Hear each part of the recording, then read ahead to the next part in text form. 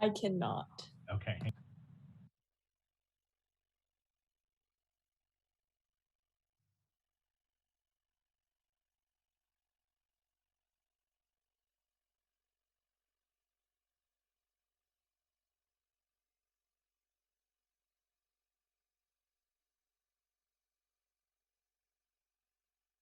Okay, I'd like to call to order the Wednesday, June 2nd Youth Commission meeting.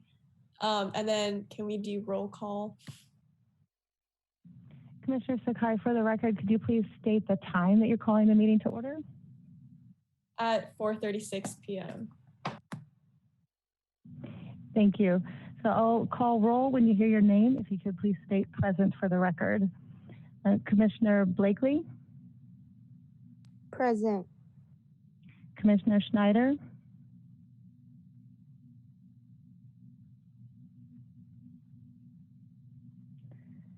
Commissioner Burr? Present. Commissioner Fu? Present. Commissioner Sakai? Present. Commissioner Colombo?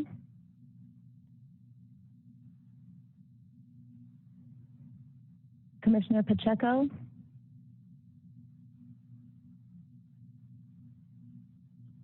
Commissioner Gonzalez?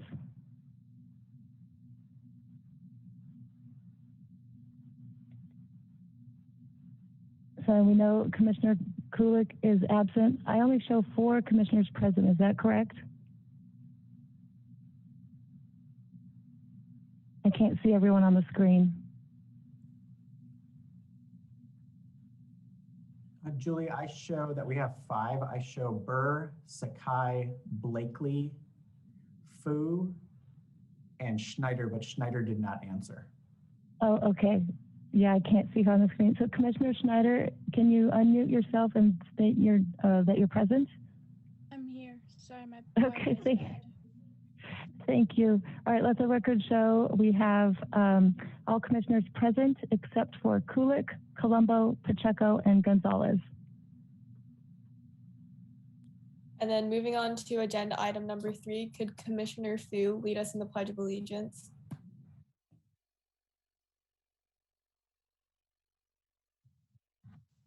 Should I begin?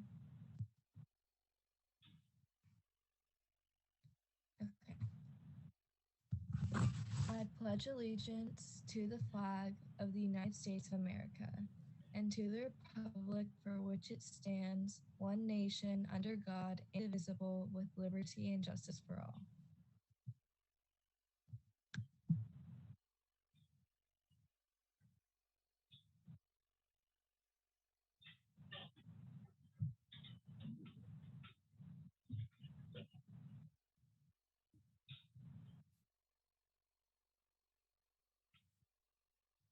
And then moving on to agenda item number 4, today we have a special presentation by Sylvia Kronkek. Sorry if I pronounced your last name wrong. And Kevin Barros from the San Diego County Bicycle Coalition. Thank you so much. Kevin is going to toss up the slides and we'll get into it. So again, thanks. We're really excited to talk about e-bike safety. I have an e-bike. I think it's one of the best bikes in my bike fleet. And as an employee of the Bike Coalition, I'm someone who loves bikes and has a lot of bikes, and e-biking has totally changed the way that I get places and how safe and confident I feel on a bike. So I think it's really awesome to see so many school-age kids getting into e-biking, and we just want to talk a little bit about the safety side of it. So what we will discuss in 15 minutes will be types of e-bikes, the ways to use them, a little bit about how to lock them and keep. We'll talk about the places to use e-bikes, including kind of rules of the road and how that applies to somebody on a bicycle. We'll talk about having someone else on the bike with you, and then some of the most essential safety stuff like visibility and helmet use. Okay, types of e-bikes.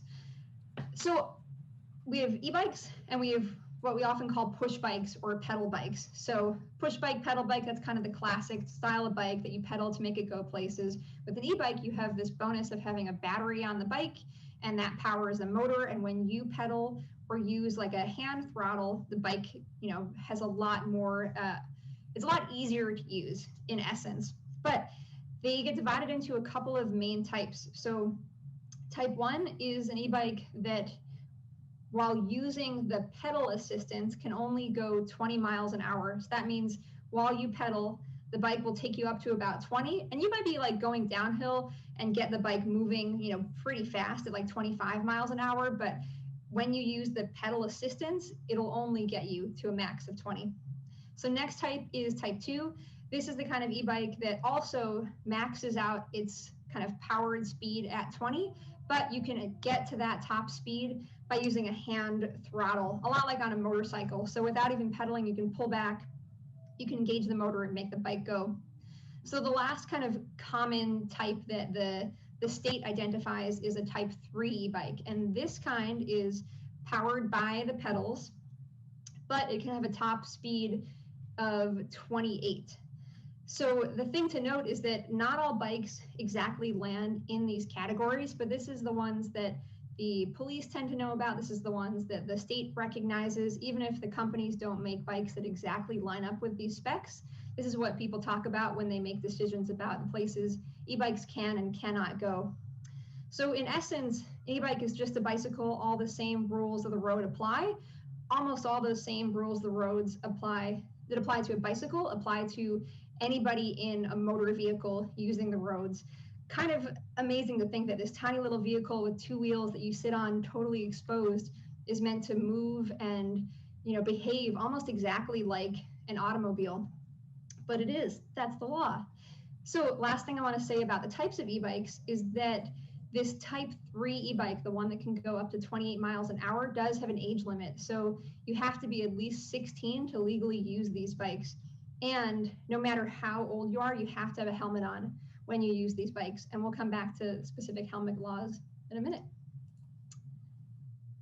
So again, the big benefit of something like an e-bike is that you can bike into the wind, you can bike up hills, at the end of like a long day of like swimming in the ocean, you hop on an e-bike, you don't even have to pedal. It's like a nice, easy way to be independent, go the places you want to go, and just use a little bit less muscle. I think in my own life, what I love about my e-bike is that I can load a bunch of stuff on it. And so on almost a weekly basis, I'll put like 80 pounds of stuff, packages, food, the things that I'm like moving that I would usually use an automobile to move, I can instead fit on my e-bike. But instead of my body having to like have all the muscle and power to move that stuff, it's coming out of the bike instead. So that's awesome. With that said, because these bikes can go so fast, you have a lot of kind of additional responsibility to think about. So what we usually tell people with a bike that can go, up to 20 miles an hour, 28 miles an hour even, is that you should be setting your own speed to match all the. So this is a beautiful example of like a busy, beachside community, much like Encinitas. This would not be a place to have an e-bike on full power, because you can just imagine it would just be nuts to be, moving in between people, speeding past them. The potential of, some kind of incident, a collision would be huge, and at a higher speed, that collision would be a much bigger deal. So we usually tell people, stick with the same speed as the traffic around you. If that's pedestrians, sometimes it just means getting off the bike. But often it just means slowing down to, what's a reasonable pace to be passing people, kids, dogs, anybody else at safely. Something else about e-bikes is that if they do have a throttle system, which is a really nice way to, again, like use a little bit less muscle, especially when you get going on a hill, with time, the throttle will wear out. It'll, over time, if you only use it, it'll do damage to itself and the motor. And these bikes cost a lot of money. Minimum e-bikes begin at about $1,000 and can go up to, 6,000, 7,000. So most of the component of this, this piece of the lesson is just that this is a valuable machine, way more than just a toy. And, kind of misusing it in some ways can do a lot of damage to a really expensive device. And not only that, using only the throttle and not taking advantage of the pedaling system as well will really use up the battery. So a lot of e-bikes, you can go, 20, 30, 40 miles on a single charge, but by just using the throttle exclusively, you'll end up using it up really quick and maybe only get, 10 miles total out of it. So you have to plug it in again. So last little bit that I want to talk about, because we just discussed the value of these bikes, is locking it and keeping them safe. Pretty simple, same way you have an automobile, you lock it when you get out so nothing inside gets stolen. The whole bike itself is a pretty easy thing to steal. And in San Diego County, bike theft has gone up a whole lot, especially since COVID, because people have found bikes as such a valuable type of transportation. So one way to keep a bike safe is just getting a big heavy duty lock, something that's, pretty valuable, and then knowing what components of the bike to lock. So locking not only the wheels, but also the frame of the bike itself. You can see the battery pack has a key. You can lock that in place. You can even take it off with you, because that's easily about $500-600 on its own. If that gets stolen, you might have a really heavy bike and it becomes a lot less fun. And final component is you can register a bike just like you would with an automobile. You can get it listed on a website so that if it gets stolen, you can instantly let people know and hopefully get it back. Okay, so last thing I want to teach, then I'll pass it off to Kevin, is some of the places that you can and cannot bike with an e-bike. So again, bicycles of all types, e-bikes included, have all the same rights and responsibilities on the road as automobiles. With that said, you have a couple of kind of added bonuses on a bike. So thing one is that you can always dismount the bike and become a pedestrian, which is pretty cool, to get to a crosswalk and be like, oh, I don't want to wait until the light changes. I'll just go to the crosswalk, get off my bike, and then I can walk, to the opposite side, and then get back on and become a vehicle again. Biking in bike lanes is something that we highly suggest if it's available, especially if you're going a little bit slower than the speed of traffic. You only have to be in the bike lane as long as it's a safe space to be in. So if something is in the bike lane, if you need to make a left turn, anything else that the bike lane won't accommodate, you can leave and get back into it. So now that you know a little bit about the types of e-bikes, something to know is that type 3 e-bikes, that's the ones that can go above 28 miles an hour, those cannot be ridden on bike paths, just because they go too fast. Bike paths tend to be places that people walk with pets and kids, and a bike that's going that fast, again, too many opportunities to collide with somebody else. Something else about cycling in general is we teach people to ride predictably. So just like when you're on the highway and someone is weaving in and out of traffic and everybody around them has to accommodate, the movements they make, same thing totally applies with the bike. So we tell people, just like in a vehicle, signal which way you want to go, choose the correct lane road for the way that you want to go, bike the same way as traffic, not against it. And as much as you can, communicate with people around you. So if that means waving, eye contact, pointing to the place you want to be, signaling you want to stop, all of that makes you a lot safer, but also keeps everybody else around you safe, because they don't have to make any sudden movements, to accommodate what you do on the bike. Well, Kevin, I'm going to pass it off to you to finish up this lesson with signs and signals. Cool. So I'm Mr. Kevin. I'm San Diego native, spent a lot of time in Encinitas. I worked at Capri Elementary School for a while back in the day. I also have 3 dogs that are very loud and they like to bark as soon as I start talking. It's sort of just the way that goes. So as far as signs and signals, one of the good things about talking to the different age groups that we talk to, and about this age group specifically, is the goal is you're either on the cusp of getting a driver's license, you're planning on driving more, and as much as using a bike can be practice for driving skills, an e-bike can absolutely be practice for driving skills. So concepts like first come, first serve, concepts like making a left turn from the left-hand turn lane, not the right-hand edge of the road. Those are things that are easier to practice when you're on what's basically an electronic motorcycle to a certain extent. So what that means is stop signs apply to all users of the road. If you're on the road, if you're using the street, then the stop sign is for you. If you're using the street, then the stop light is for you. The Shero symbol, which I'm sure you've seen, they spend a lot of money putting them up all over the place. They didn't spend any money telling people what they mean. Everyone thinks it's like a speed boost, like you ride over it, and it's like Sonic the Hedgehog, like it makes you go super fast. But unfortunately, we don't have that technology yet. What it actually means is the lane is too narrow to share side by side with a car. There's not enough space in a lane that has a Shero symbol in it. There's not enough space for cars and bikes to be side by side. So if you're driving a car and you see a Shero symbol and there's a person on a bike in front of you and they're riding in the street, you know I can't pass that person safely without changing lanes. And as a bicyclist, as an e-bike rider, if you're in a lane and you see that symbol, it's actually better for you to be closer to the center of the road, because that makes it so that people really understand, oh, there isn't enough room to pass. You can't do it. Cars have to give 3 feet of space when passing.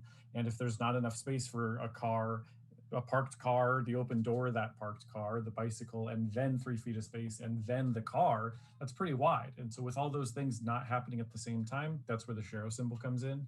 And again, as a car driver, you have to change lanes to pass. And as a bike driver, a little bit closer to the center is probably a good thing. E-bikes, because they have a motor, can carry more stuff. And stuff can mean groceries, but stuff can also mean your friend. There are types of e-bikes that are designed to carry people, and there are types of e-bikes that are not designed to carry people. And honestly, it's hard to tell.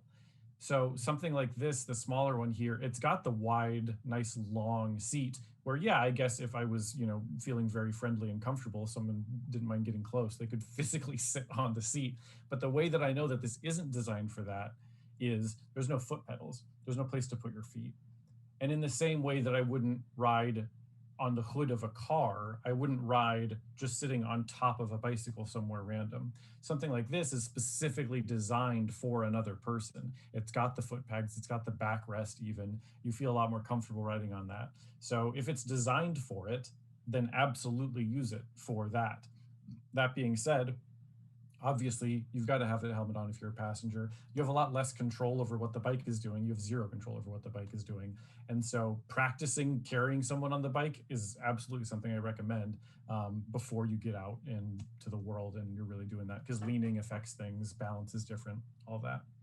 And then the other thing is, as crazy as it sounds, and I think you all know this, like the trend is for humans moving away from personal car ownership and moving towards all these other options that we have, including Lyft, Uber, skateboards, roller skates, car share, scooter share, bus, trolley, bike, and e-bike. And so with an e-bike, you can carry more stuff, and you're absolutely spending more money on the thing, but if you can do more stuff that you couldn't do or that you can do in a car, it makes it a little bit easier. So again, when you're carrying things, you're doing it in the way that the bike is designed to carry things, not in a way that doesn't make sense. If you see people riding with a gallon jugs of milk just hanging from grocery bags in their handlebars, that's someone that doesn't know what they're doing. You're allowed to laugh at them. Visibility is obviously important. Cars have white headlights in the front and red lights in the back. Bikes should have the same thing.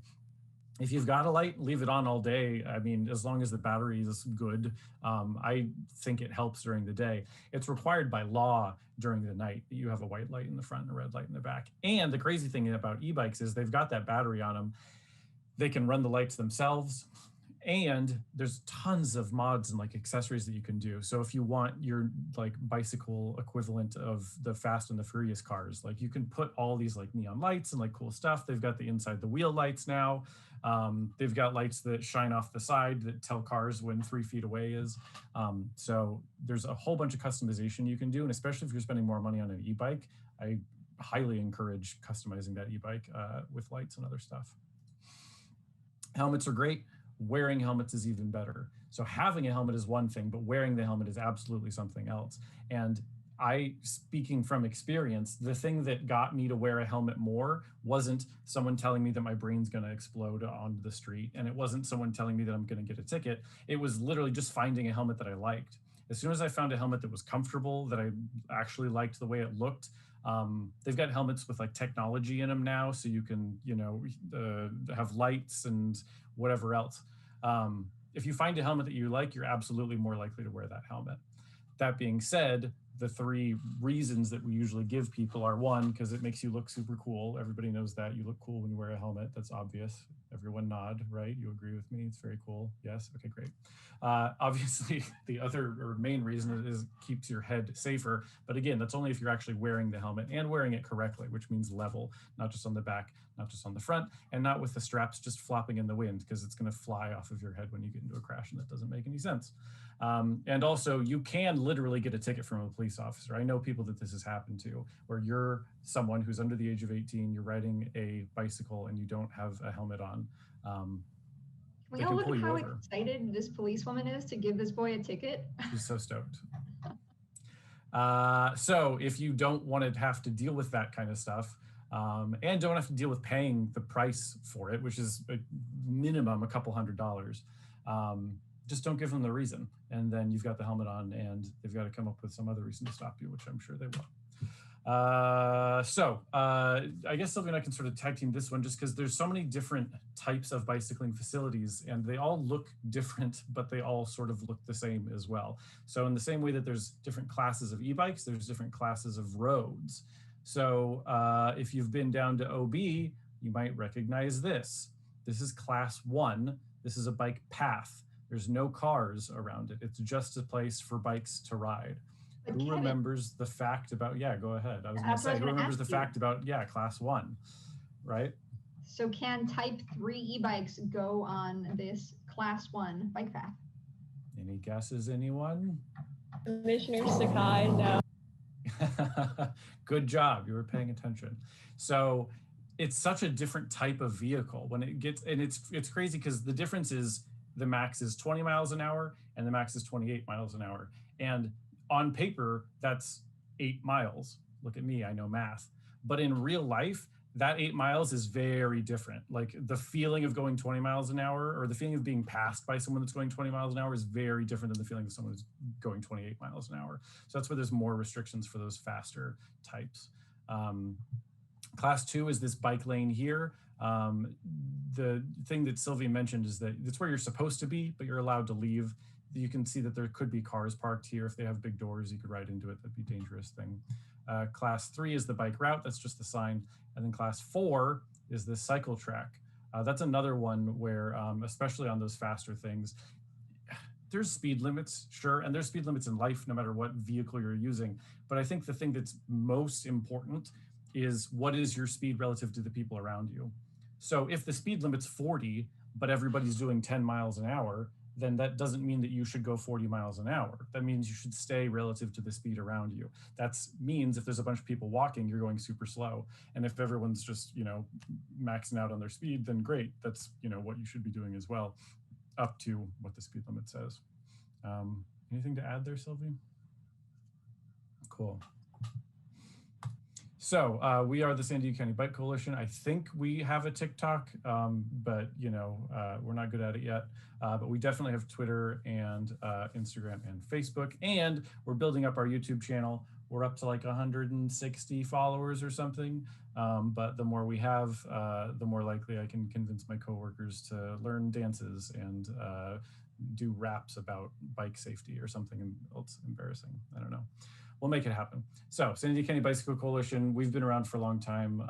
Feel free to ask any questions that you have, either right now or reach out to us on any of those social media platforms. Whew. How was that? Commissioner Sakai, oh, sorry. Go ahead. I have a question. Yeah. So you said that like the battery dies or it needs to be recharged every like 30 or 40 miles. So how often do you guys charge your e-bikes? And then how long does the charging take if it like died completely? There's such a difference between the different types. It's crazy. So, I mean, yeah, I mean, Sylvie knows. There's some that, you know, you get what you pay for, I think is the short answer. Yeah, I think, you know, what a typical range is. So the distance you can go on like medium power is usually like 30 miles. It's totally dependent. With my bike, anytime that I use it, even if I only use like half the battery, I plug it in and fill it all the way up. That's one of like the manufacturer like recommended things to do is don't let it get to empty, fill it up after every use. And then with mine, I think it takes about 4 hours to like completely fill up again, but that'll totally depend on the bike. The one thing I'll say is that you don't want to mix and match plugs and batteries. So if like you go to someone's house and it's like, oh, my bike's gotten low, can I just like plug it in? If you don't have the exact same bike and the exact same size battery and battery charger, they might not be compatible, and it could be pretty dangerous. It'll charge faster the more you use it. And so if you're going on a short trip and the goal is to like not sweat at all, then I understand, like, you know, you turn the power up to level 9 or whatever it is for your e-bike and then just do it that way.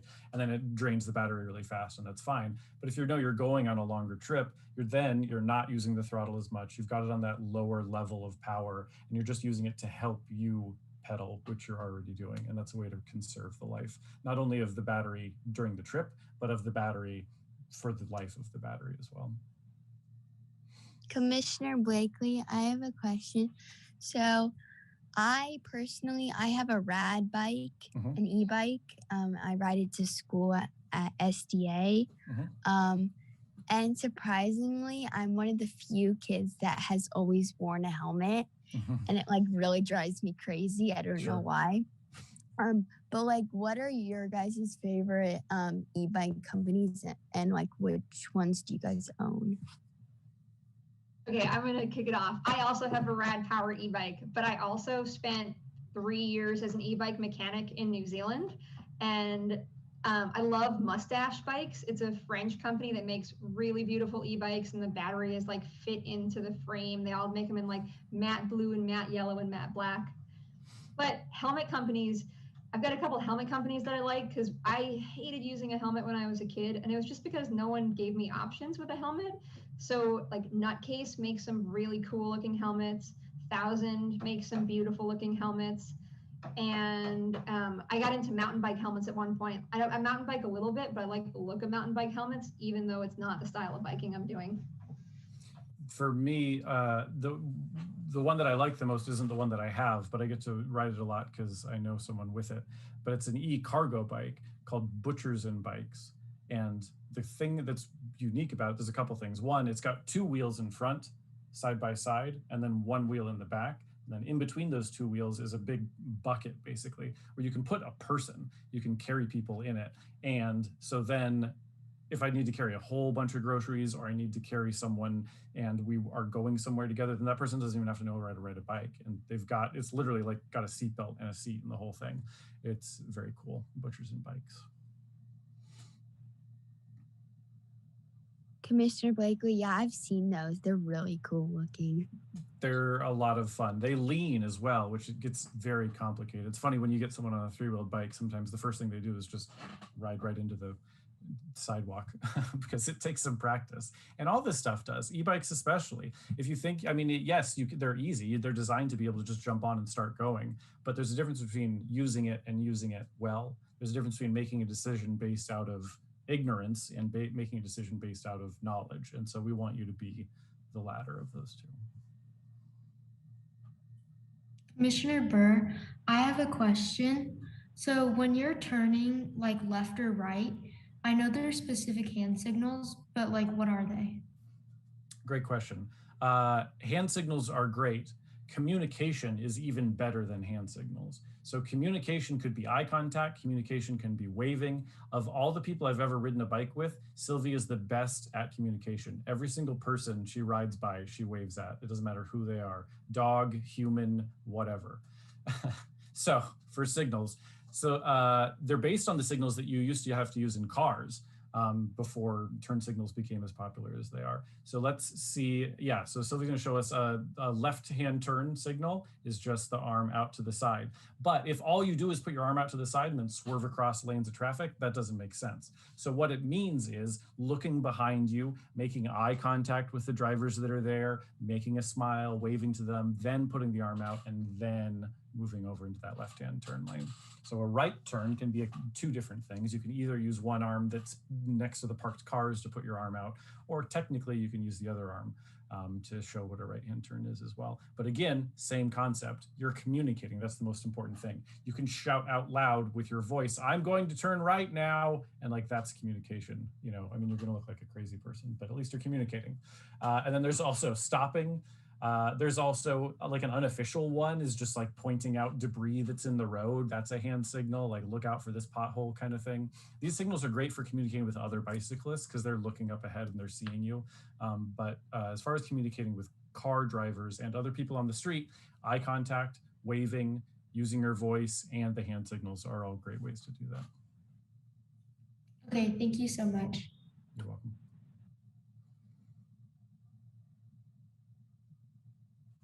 Okay, thanks for having us. Thank you. Thank you.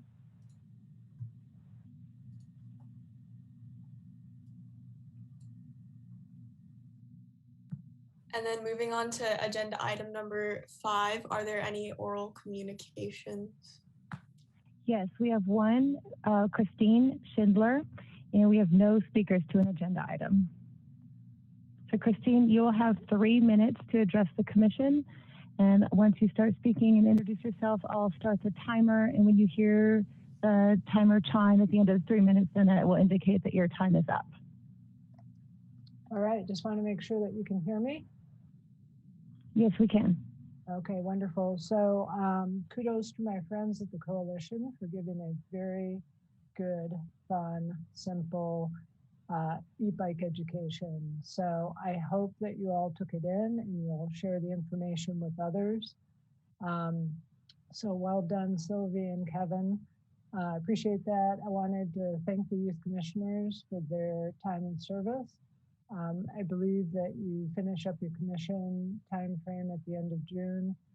Some of you will continue and some of you will go on to other things. And I just wanted to acknowledge your service on the commission. I hope it was a good experience for you. Wonderful, wonderful to see my friend Ken Rundle. So I didn't know if I would see you today, Ken. You're looking good. I miss you. It's been an unusual year and hopefully we can connect soon. So I wanted to acknowledge Encinitas staff, Ken, Travis, for your support of the Youth Commission and working with them on their work plan.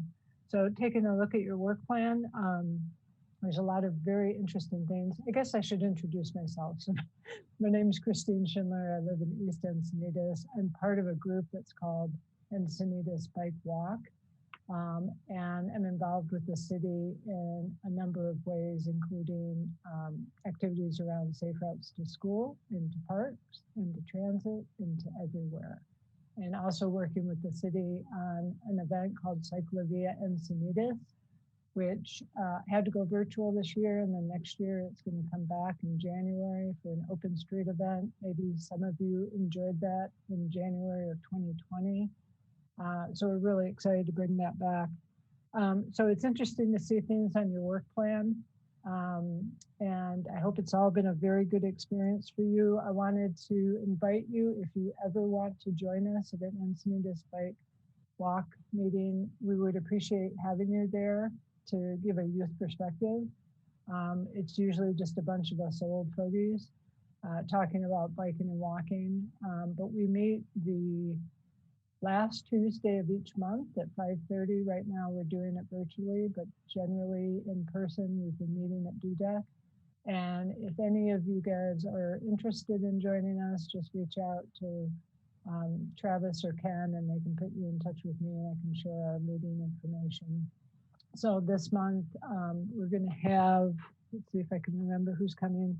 We're going to have Annika Walden, who's with Leucadia 101, talking with us about Leucadia Streetscape, and we're going to have Abe Bannigan, who's a traffic engineer with the city, talking to us about whatever Abe wants to talk to us about.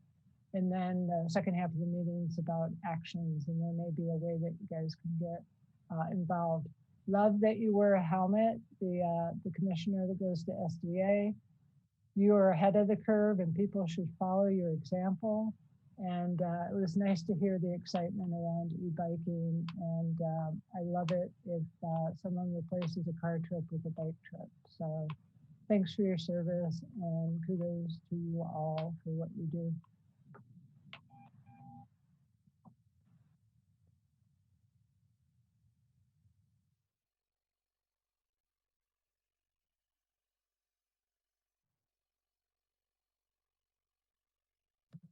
Thank you. And then moving on to agenda item number 6, are there any changes to the agenda?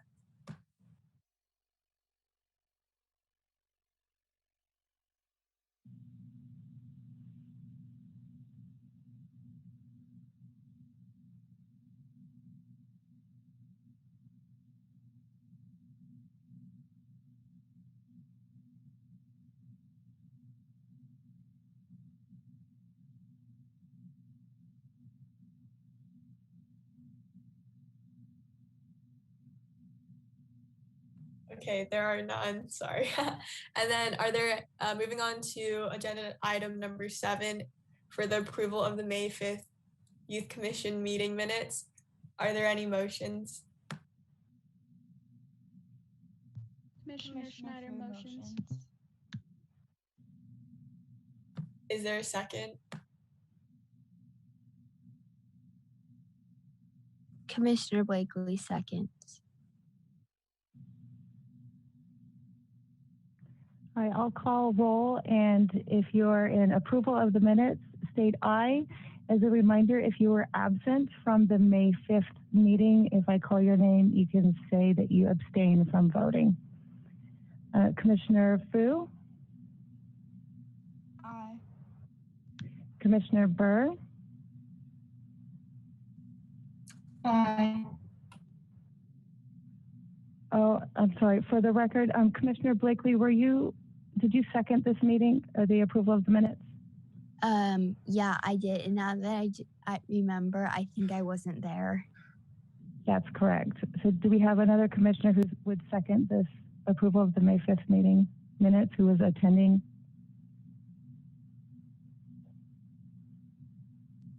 Commissioner Sakai seconds. Okay, well, we call the roll. Commissioner Fu? Aye. Commissioner Burr?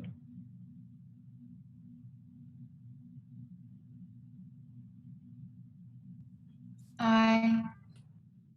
Commissioner Schneider? Aye. And then Commissioner Blakely? Abstain. Thank you. Commissioner Sakai? Aye. And Commissioner Kulik, Commissioner Colombo, Commissioner Pacheco, and Commissioner Gonzalez are absent. So let the record show we have 4 commissioners in approval, 1 abstain, and 4 absent. And then moving on to agenda item number 8 for the action items, we'll be going over the 2020 to 2021 fiscal year agenda.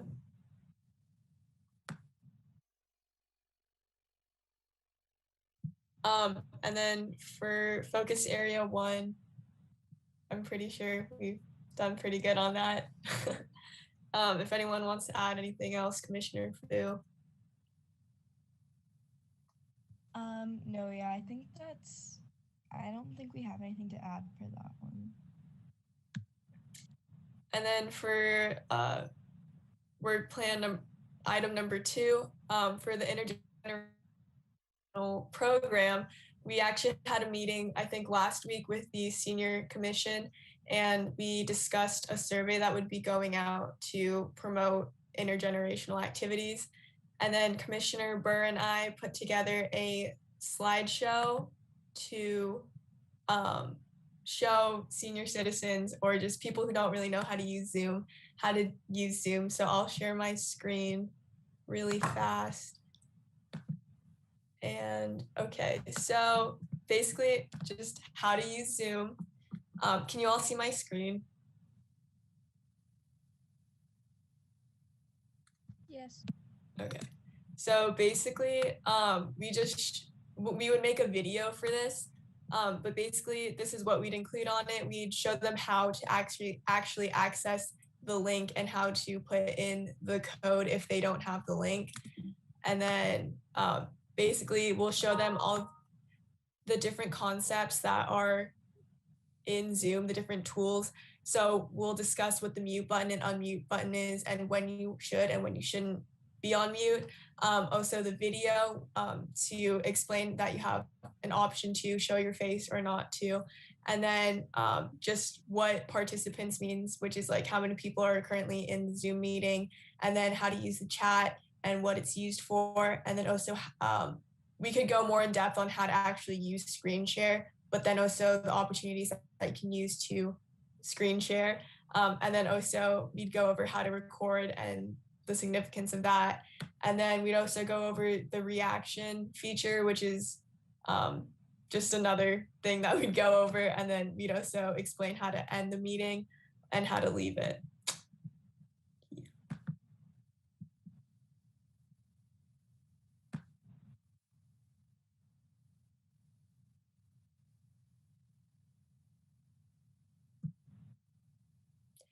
And then moving on to focus area number 3, do any of the commissioners working on this have any comments?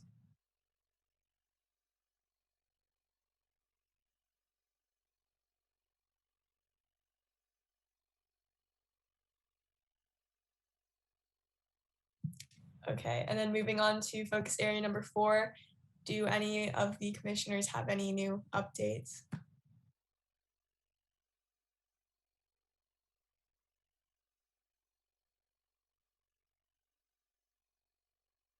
Okay, and then moving on to focus area number 5, bike safety and the bike in movie. Are there any new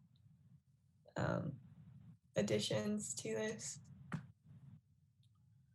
This is Manager Carlin. I just wanted to mention one thing, if I can, on this one. Because of COVID, the drive-in or the bike-in movie was canceled. The funding for that from Sandag.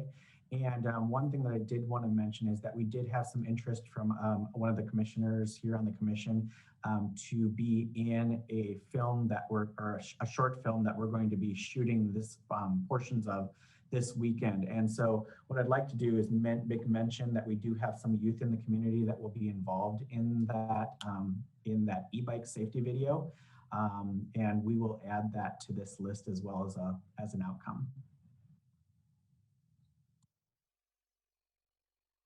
And then on focus area number 6, for the virtual park tour, I believe it's almost done and we just need Commissioner Pacheco to finish filming Olympus Park, or there's one more park I believe that she needs to film. Commissioner Sakai, you're absolutely correct. It is Olympus Park, and Commissioner Pacheco unfortunately could not make it here today, but she is working on the final edits of that video. It has been shot, but the final edits she was working on still. Yep.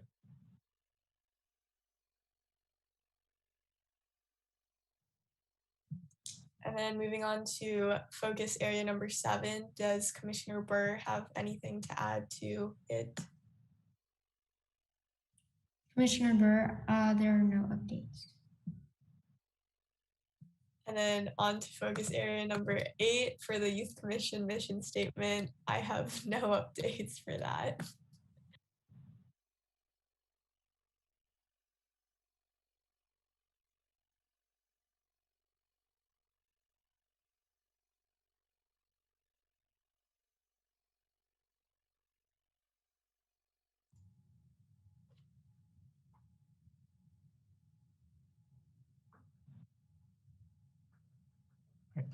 So this is Manager Carlin, just a point of order. So the commission does need to take action tonight to agree on the final outcomes of the work plan, and we'll need a vote on that as well.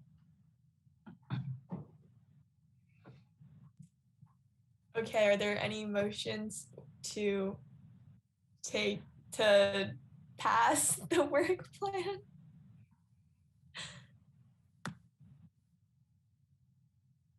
Commissioner Schneider motions.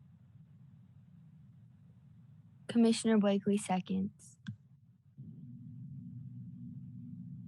So another point of order, Manager Carlin. Can you remind me again who made the original motion? Commissioner Schneider? Is that right? Yes, that's correct. Okay.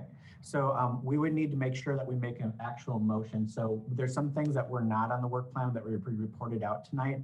So perhaps the motion would be to approve the work plan outcomes with the reports out this evening.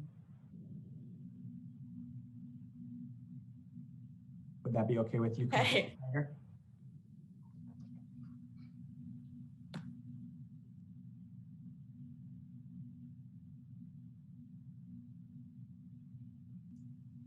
Commissioner Schneider, would that be okay with you to make that motion or to amend your motion to that? Sure. So should I just motion now or wait? Yeah, if you want to state the motion that way, you can. Okay, Commissioner Schneider motions.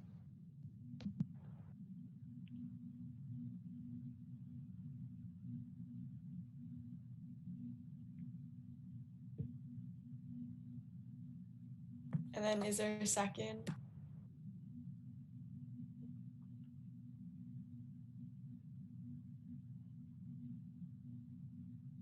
Commissioner Sakai seconds. I'll call roll, and if you hear your name, you can state if you approve the motion to approve the work plan with that report out. Commissioner Fu?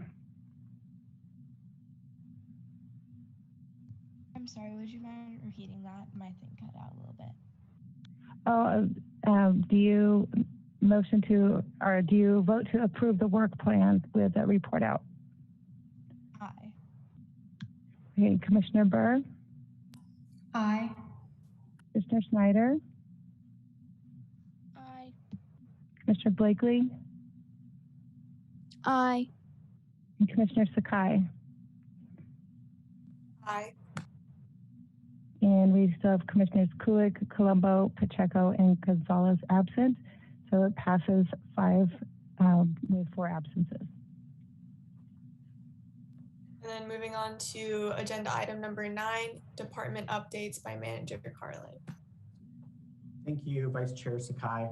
I just have a few updates for today. First of all, we're getting our summer programs underway. Our summer programs start in just a few weeks, and we actually have some surf camps and things that are already underway, but we're excited to start the summer and bring back a lot of our great programming that makes Encinitas so unique.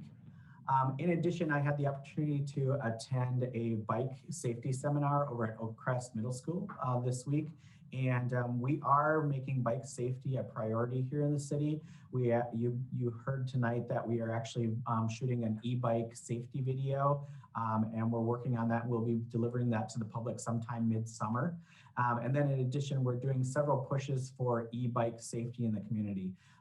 You probably see a ton, really an influx in e-bike use around the community, but we're just trying to share with the e-bike community, especially the youth, the laws of the road, different safety things related to e-bike safety.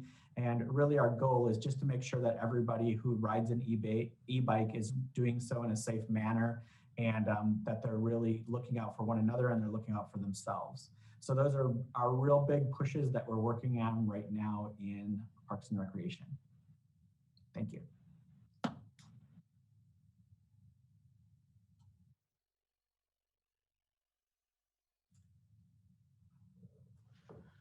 And then moving on to agenda item number 10, are there any commission member initiated agenda items?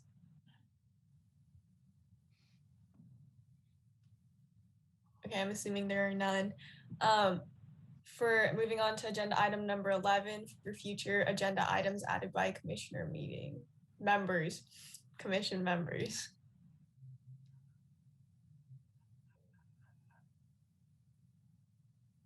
Are there any?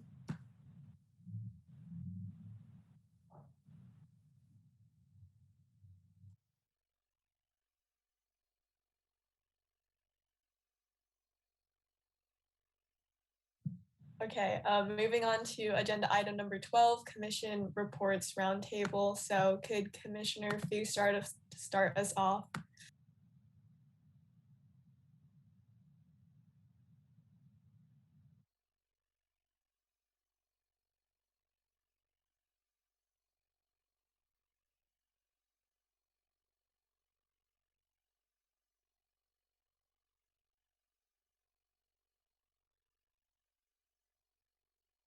Commissioner Fu. Oh, I'm sorry. I thought you said Commissioner Burr. Okay. Today at SDA, we had a exhibition day, which is where students are able to get booths and sell either jewelry or clothes and stuff that they have or have made. And it's really cool because we had about, I think, 70 students who were selling clothes and such. So that was really fun. Commissioner Burr. For Oakcrest, school gets out on June 11th, which is coming up really fast, so we're all really excited. Commissioner Schneider. We don't really have much going on besides this week was finals and Thursday will be our last week. And we just, like after school today, we had a little like into summer thing where there was just like, I don't know what to explain, but we just had like fun with water fights and all that stuff, but nothing else new. Commissioner Blakely. Yeah, we have like less than 2 weeks left. We end June 11th at SDA, and finals are next week. And starting, one sec. Sorry. We starting next year, it will be like back to the normal schedule, which is exciting. Commissioner Sakai, my last day of high school is on Tuesday technically because we have senior checkout, and then graduation is on June 11th. Yep. This is Staff Liaison Rundle. I just wanted to make sure, just Evelyn, after you're sharing here, you've been on the commission for how many years now? 4? I think that's right. Just wanted to thank you for your service to the Encinitas Youth Commission. And I wanted to wish you all the best at Chapman University, correct? Correct. All right. Thank you. And then I would like to adjourn the June 2nd meeting at 5:27. Well, thank you. Thank you. Bye, everyone. Bye. Bye, thanks.